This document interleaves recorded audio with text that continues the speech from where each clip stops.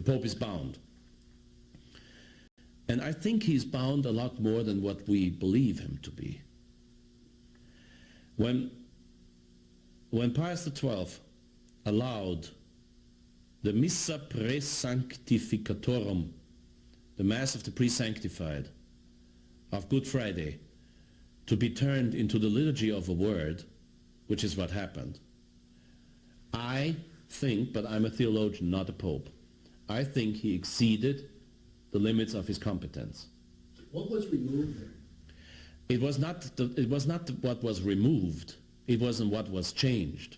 Well, something was also removed, wasn't it? This discussion we just had about who killed Jesus Christ, wasn't that removed? You mean the words perfidious Judaeis? That was not removed by Pius XII. That was removed by, when we talk about the perfidious Jews, not meaning that all the Jews are bad, right, but we're talking about those Jews who have not accepted the faith. And in the prayers of Good Friday, as a matter of fact, I don't see why any Jew could possibly object to our praying, to our prayers for him. But in Good Friday... No, but let me explain this. In the old Good Friday liturgy, until John the 23rd, the prayer was Oremus et pro perfidis Judaeis. Let us also pray for the perfidious Jews. Perfidious, what does the word perfidious mean? Look it up. It means the people with no faith. Well, I think a Jewish rabbi would not be very happy if I told him that he has the Catholic faith. He would say, what? Never. And I agree with him.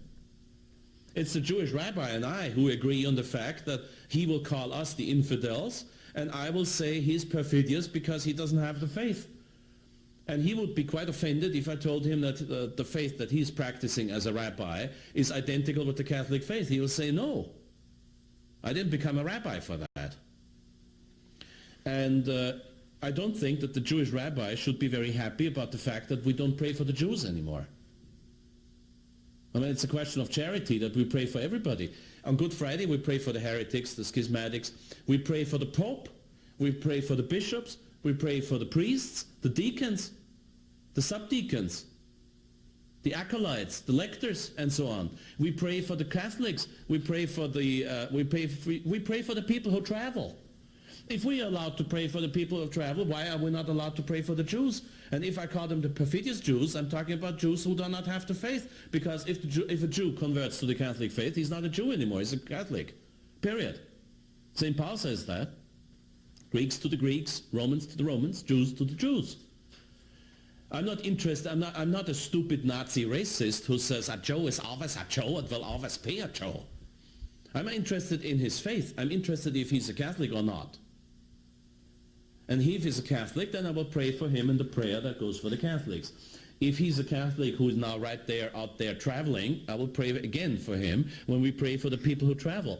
If he's on a ship in the Atlantic or the Pacific or the Indian Ocean, I will pray for him in the very prayer of Good Friday that prays for the people who are out there on the sea, the sailors. But I'm not interested that that sailor is black, white, green, red, yellow, Jew, African, Greek, or whatever. I'm not interested. And when I pray for the perfidious Jews, I pray for the Jews who have not yet had the grace of conversion to the Catholic Church, period. Now, if the Pope doesn't want me to do that, in that case I will still do it, because the Pope cannot say you must not pray. And I will continue to pray. And the law of prayer cannot be changed, and I told you why. And the law of prayer was perfidious Judaeis. That's not what Pius XII did on Good Friday. He didn't touch these words. What he made was what he allowed to happen. We have to be careful. Not what he made, but what he allowed to happen. He turned the Mass of the Pre-Sanctified. That is a Mass without consecration, because it's a Mass of the Pre-Sanctified. The Pre-Sanctified. When Moses was sanctified, there was no Mass in the Old Testament. He couldn't go to heaven because of that. Moses went to heaven on the Ascension Day. Before Christ was up there, nobody could be up there. And that's what is meant when they say Christ descended to hell in his soul. He went down there to the waiting place, the paradise. Remember when he says to the one on the cross, you will be together with me today. You will be together with me in paradise. He doesn't say in heaven, beatific vision. He says in paradise. That's the waiting place for Moses, and the prophets and the just of the Old Testament. So on Good Friday, the church, and by the way, the Eastern Church is not only on Good Friday, the Eastern churches still have that on the Ember days, the seasonal prayer days. They had the Mass of the pre-sanctified, a Mass without consecration. But a Mass. What's the difference between a liturgy and Mass? Well, generally speaking, Mass, of course, is the sacrifice of cavalry, and it's the repetition of the unbloody repetition of the sacrifice of Christ on the cross. And it's the rendering present, again, of the body, the blood, and with it the soul and divinity of Christ on the altar. But the Mass of the pre-sanctified is called a Mass, even though there's no consecration. It is called a Mass also because of what I just said before, a Mass that could not take place in the Old Testament, a Mass on the day that Christ died but did not resurrect yet. And that was visible when the priest on Good Friday wore black chasuble, black maniple. Now you have to understand that the chasuble and the maniple are worn at Mass only. They are never worn on any other occasion. None of the 6 sacraments, none of the devotions, nothing will ever have the priest dressed in chasuble and maniple if he follows the rules. When you do the blessing with holy water on Sunday, the Asperges May, the priest will have to do it in cope because it's not part of Mass. And then for Mass, he puts on the chasuble and the maniple. When you marry in church, that's something that will happen before Mass, and the priest will be there either just in the stole or the stole and the cope. But he's not allowed to wear chasuble and maniple for that because it's not part of Mass. So on Good Friday, before the reforms, the priest would wear, except for the adoration of the cross, he would wear the black chasuble and the black maniple throughout the whole ceremony.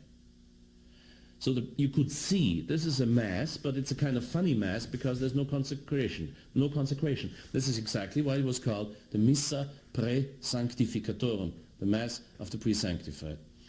After the Reform now, the priest wears a violet cope when he says the readings and sings the Passion, and only for communion itself, at the end of Mass, at the end of the new rite, he would wear the chasuble, but not the maniple.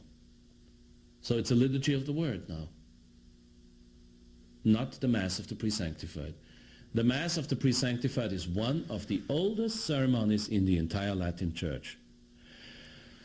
Now the way it was changed, I would be able to accept it if I had papal approval, in the sense that, like today, I have no pope to ask about it because he will say don't use the old Mass as a matter at all. He will say you have to say the new Mass. But you see, it was Archbishop Lefebvre who decided on the 1962 Missal, not the Pope. The Pope came up with the so-called indult on the 1962 Mass only after Archbishop Lefebvre had decided that the 1962 Mass is the last acceptable version. I've studied the different versions of Mass, and some things in the 1962 Missal strike me as almost unacceptable, but not entirely unacceptable. The 1965 version, where you have all the propers in vernacular, and the Judica Me Psalm, the Psalm 42, at the beginning is gone, and the last Gospel is gone. Now that, I'm sorry, is too much. But the changes of the 1962 Missal, as regrettable as they are, under the laws of emergency, would have to be followed. But I'm not under that law of emergency. The future Pope will have to decide what we use. We have